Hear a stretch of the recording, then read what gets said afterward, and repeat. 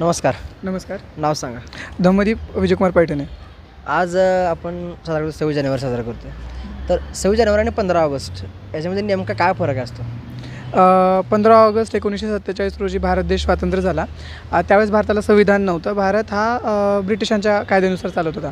But 26 जानेवारी 1950 रोजी ज्यावेळेस भारताला स्वतःचं संविधान जे 26 नोव्हेंबरला आपण स्वीकारलं होतं ते लागू करण्याचा तो दिवस. आणि आता आपला देश हा सगळ्यात तरुण जास्त असलेला देश म्हणून ओळखला जातो. तर आता जे तरुणाईचा जो राजकारण बघा दृष्टिकोन आहे किंवा राजकारणात सहभाग कमी आहे, तुम्हाला काय वाटतं तरुण राजकारणामध्ये आलं पाहिजे की नाही? नक्कीच. जर तरुणांचा देश आहे आणि तरुणांच्या जर समस्या असतील तर मला वाटतं सर्वात जास्त त्या तरुणांनाच कळू शकतात.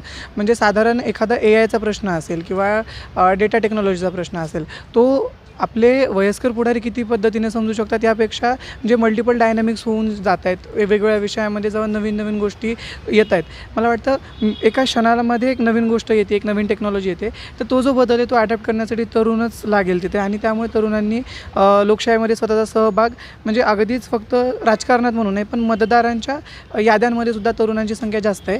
तरीसुद्धा मतदानामध्ये तरुणांचे मुद्दे जास्त नाहीत. तर तरुणांचे मुद्दे जाणायचे असतील तर तरुणांनी यायला हवं. जो आपला मतदाराचा हक्क असतो त्याच्याकडे तुम्ही कसं बघता? कर्तव्य म्हणून बघता की अधिकार म्हणून बघता? मला वाटतं दोन्हीही. कारण कर्तव्य आणि अधिकार दोन्ही आहे. मतदान देणं हे माझं मूलभूत कर्तव्य आहे. कारण मतदान करत असताना कोणत्या गोष्टी मी डोळ्यासमोर ठेवतो आहे ह्या कर्तव्याच्या अधीन येतात. आणि मतदान करणं याला कोणीही तमा देऊ नये हे म्हणजे माझा अधिकार की कुणीही माझ्यावरती असू शकत नाही मतदानाच्या वेळी. धन्यवाद सर. नमस्कार. नाव सांगा. सोहम तलवे. काय करता तुम्ही? मी FCला ॲनिमेशन करतो. आज 26 जानेवारी आहे तर एकंदरीत 26 जानेवारी आणि 15 ऑगस्ट या दोन दिवसामध्ये काय फरक असतो? 15 ऑगस्टला देश स्वतंत्र झाला म्हणून आपण 15 ऑगस्ट सेलिब्रेट करतो.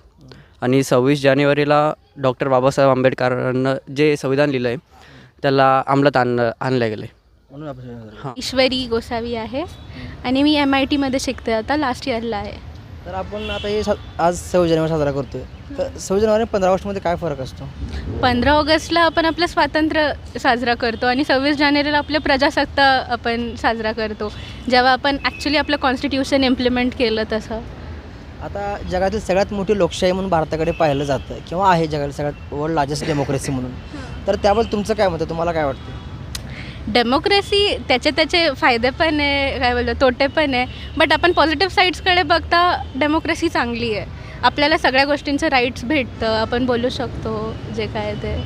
बाकी अजून काय मत तुमचं याच्याबद्दल? लोकशाही म्हणजे काय सांगा थोडक्यात? लोकशाही म्हणजे for the people and by the people असं आहे. आपण आपल्या गव्हर्नमेंटमध्ये ट्रान्सपरन्सी आहे, जे काय चालू आहे तर म्हणजे तसंच त्या डेमोक्रेसीचं मिनिंग आहे. आता आजकालची जर परिस्थिती पाहिली तर 10 वर्षानंतर 20 वर्षानंतर तुम्हाला काय वाटतं देश कुठे असेल आपल्या किंवा देशाची परिस्थिती काय असेल?